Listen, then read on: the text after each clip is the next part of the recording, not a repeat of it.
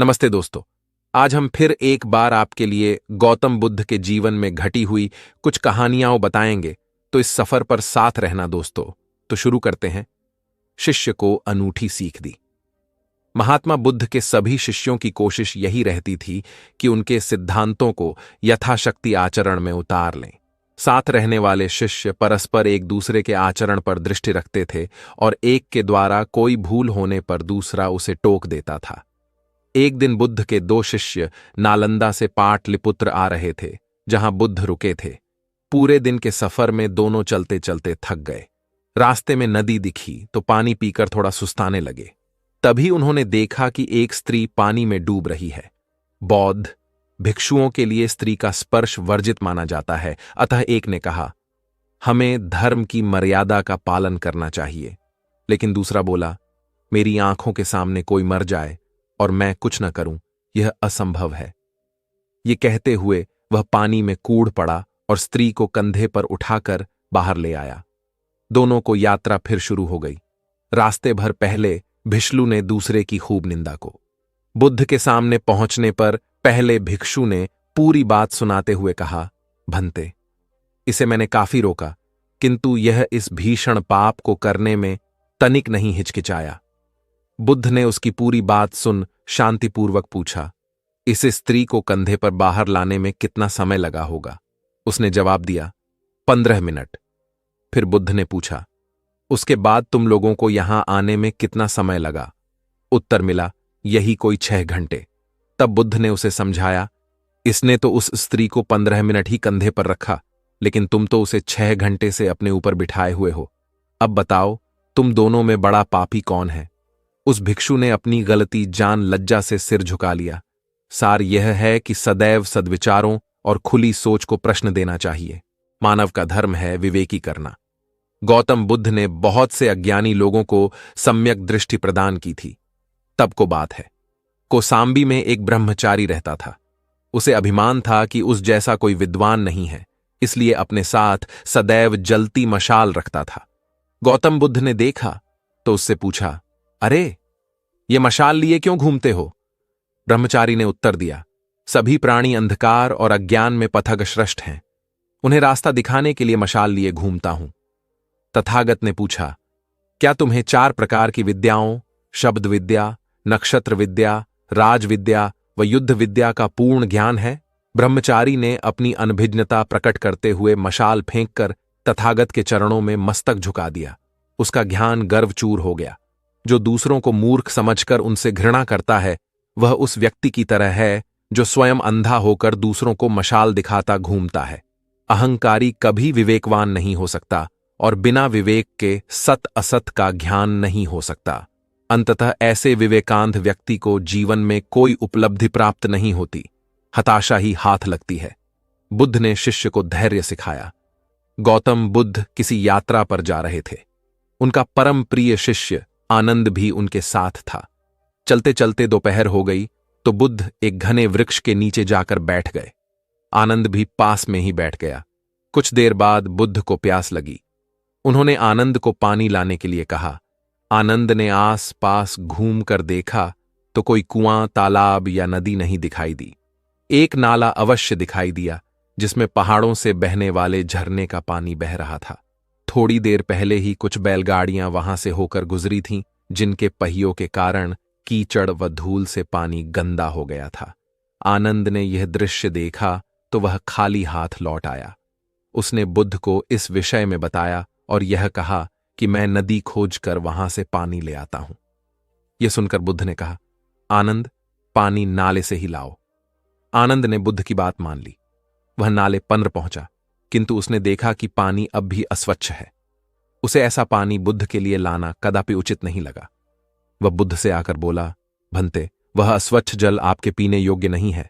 मैं अभी दौड़कर नदी से पानी ले आता हूं। किंतु बुद्ध ने पुनः उसे नाले का पानी लाने के लिए भेजा।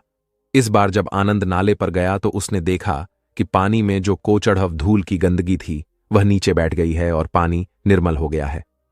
वह प्रसन्न हो बुद्ध के लिए पानी ले आया। तब बुद्ध ने कहा, आनंद, व्यक्ति के लिए धैर्य रखना बहुत जरूरी है।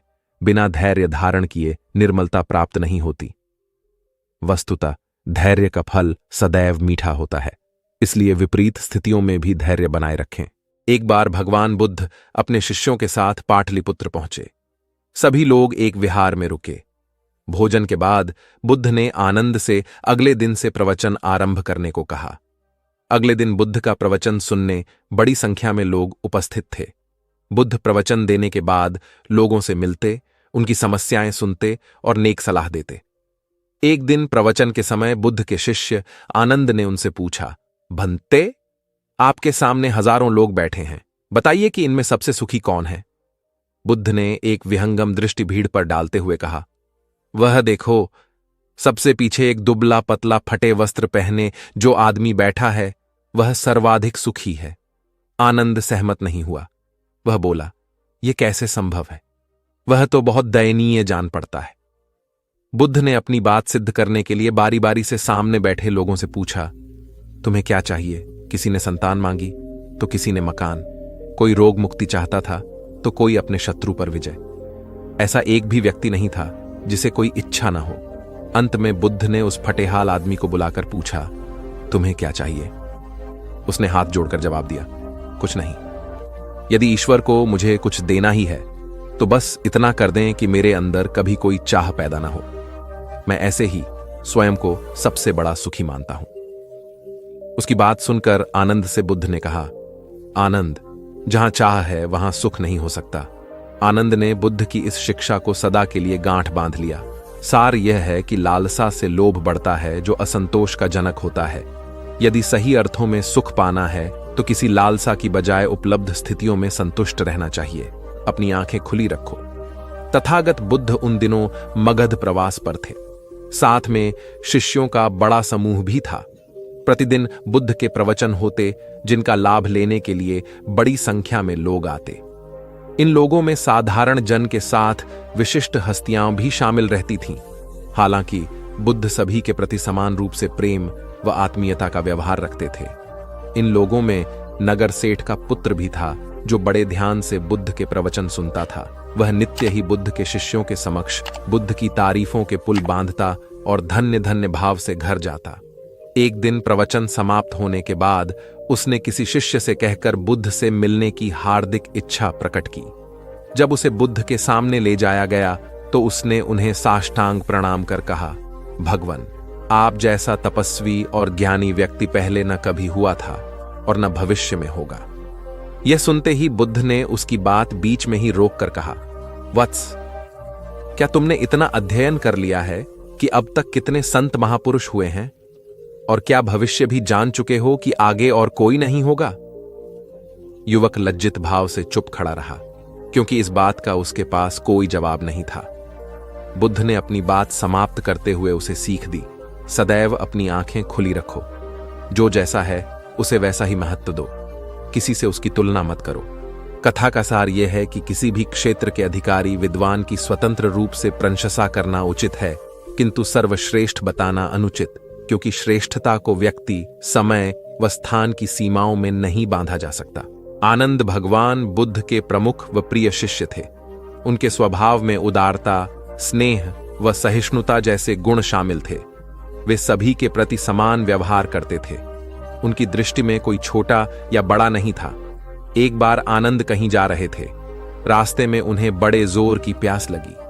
आसपास देखा तो निकट ही कुआं दिखाई दिया। वे वहां पहुंचे। कुएं से एक लड़की पानी भर रही थी। आनंद ने उसके पास जाकर कहा, बहन, मैं बड़ी दूर से आ रहा हूं, मुझे बहुत जोर से प्यास लगी है, कृपा कर पानी पिला दो। उनकी बात सुनते ही लड़की कांप उठी, क्योंकि वह अछूत जाति की थी। वह जानती थी कि किसी ऊंची जाति के व्यक्ति को पानी पिलाना उसके अधिकार क्षेत्र से बाहर है। वह निगाह नीची कर चुपचाप खड़ू रही। आनंद ने प्यास से व्याकुल होकर फिर कहा, बहन, तुमने सुना नहीं? प्यास के मारे मेरे प्राण निकले जा रहे हैं, मुझे पानी पिला दो। लड़की भयवश कुछ नहीं बोल पाई। जब आनंद ने बड़े स्नेह से उससे पानी न पिलाने का कारण पूछा तो वह बोली, मैं निम्न जाति की कन्या हूं, आपको पानी कैसे पिला सकती हूं? उसकी बात सुनकर आनंद ने कहा, बहन, मैंने तुमसे पानी मांगा है, जाति तो नहीं पूछी। आनंद की उदारता ने उस कन्या का भय दूर कर दिया और उन्हें पानी पिलाकर वह धन्य हो गई। कथा का सार यह है कि ईश्वर की दृष्टि सम होने के कारण उसने सभी मनुष्यों को समान शरीर, बुद्धि और भावना से नवाजा है। अपने सृष्टिकर्ता के विरुद्ध जाकर मानव मानव में भेद करना सर्वथा अनुचित है। चंबी बुद्ध और अनाथ पिंडक। बुद्ध के शिष्यों में एक शिष्य था अनाथ पिंडक। वह धनी व्यक्ति था।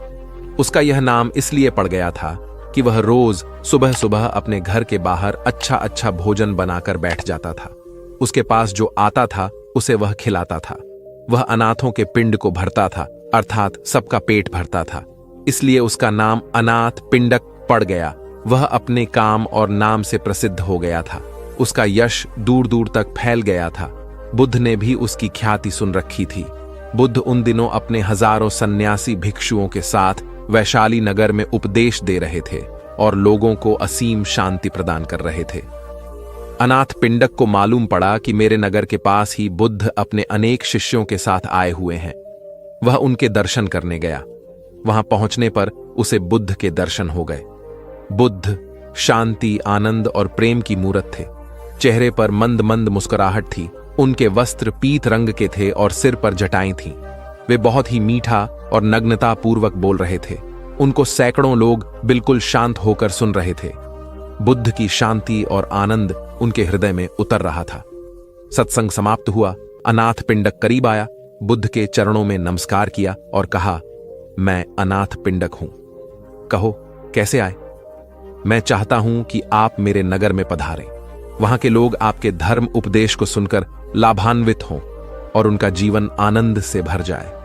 बुद्ध ने कहा, ठीक है, मैं आऊंगा, तुम व्यवस्था बना लेना। अनाथ पिंडक बहुत प्रसन्न हुआ। उसने पुनः बुद्ध के चरणों में प्रणाम किया और एक ओर बैठ गए। महाकश्यप बुद्ध के शिष्य थे। उन्होंने पिंडक को समझाया कि हम यहां पर हजारों भिक्षु हैं, तो किसी एक के घर में तो रुकना संभव नहीं हो पाएगा। इसलिए अच्छा यह रहेगा कि तुम किसी खुले बाग बगीचे में व्यवस्था कर लेना। हम जैसे लोग भगवान के लिए एक छोटी सी झोंपड़ी बना लेंगे और हम भिक्षु उनके आसपास रुक जाएंगे। अनाथ पिंडक ने कहा, ठीक है, ऐसा ही होगा। वह अपने नगर लौट आया और अपने नगर में नजर दौड़ाई कि कहां कहां पर व्यवस्था हो सकती है। उसे एक बड़ा सुंदर बगीचा पसंद आ गया। वह उस बगीचे के मालिक के पास गया। उसे जाकर कहा, मैं आपका बगीचा खरीदना चाहता हूं। मैंने बुद्ध देव को बुलाया है। उनकी सेवा के लिए मैं उनको यह बगीचा भेंट देना चाहता हूं, ताकि वे यहां पर रहकर लोगों को धर्म का उपदेश देकर उनका जीवन धन्य कर दें। बगीचे का मालिक संत महात्माओं के प्रति श्रद्धा नहीं रखता था, इसलिए उसने साफ मना कर दिया, मैं तो बेचूंगा ही नहीं। बहुत मनाने पर कहा, चलो ठीक है, ये बगीचा तुमको देता हूं, पर इस बगीचे की कीमत एक साथ लूंगा। इस बगीचे की खरीदारी यूं होगी कि तुम जितनी जमीन पर सोने के सिक्के बिछा लोगे, मैं उतनी जमीन तुम्हें दे दूंगा। अनाथ पिंडक के तो प्रसन्नता के मारे आंसू निकल आए। उसने कहा, शुक्र है तू राजी तो हुआ।